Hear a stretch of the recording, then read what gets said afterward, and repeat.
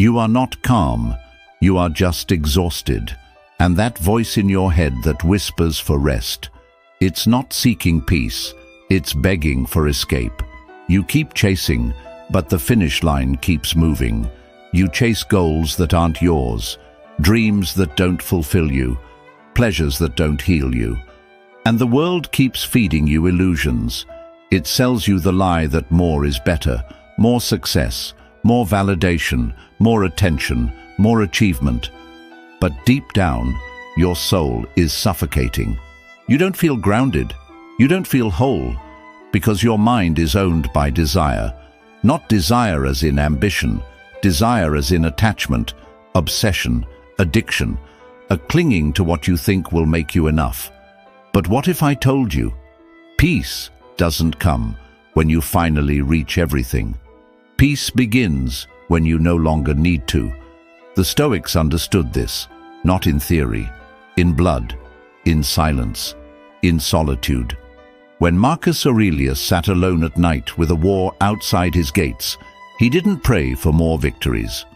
He wrote to himself, "If you are pained by any external thing, it is not this thing that disturbs you, but your judgment about it."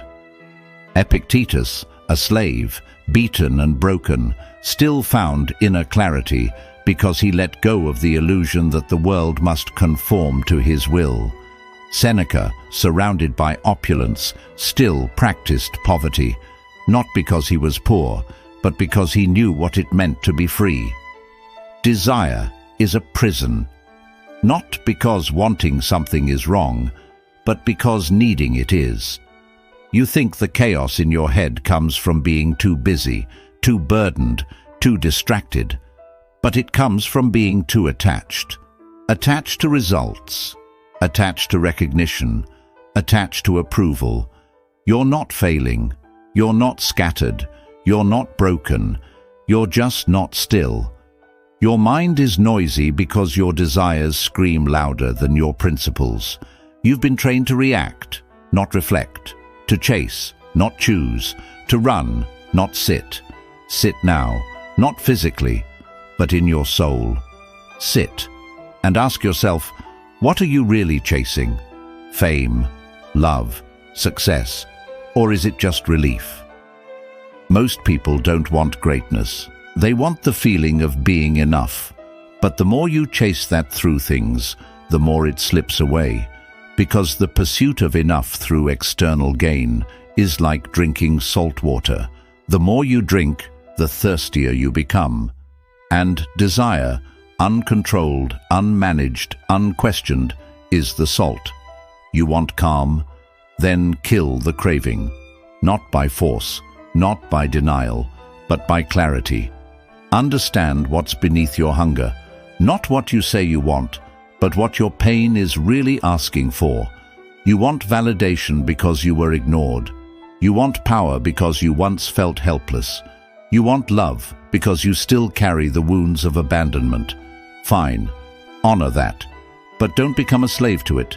That's what the Stoics trained for, not to suppress emotion, but to free themselves from being owned by it, to stand in the storm and still choose their response, to walk through fire and never lose themselves, to stare at death, failure, rejection, humiliation, and say, "This is not me, this is not mine, this does not define who I am."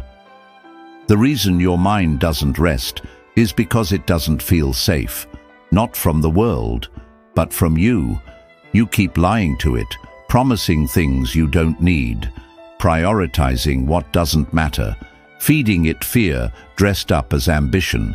You think you need to grind harder, achieve more, prove your worth.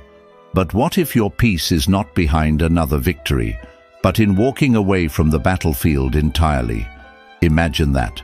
Imagine waking up tomorrow and needing nothing, not in a nihilistic way, but in a free way. Imagine being okay with yourself, not because you succeeded, but because you finally stopped measuring your soul in numbers, opinions, likes, or titles. Now imagine the power of that kind of human.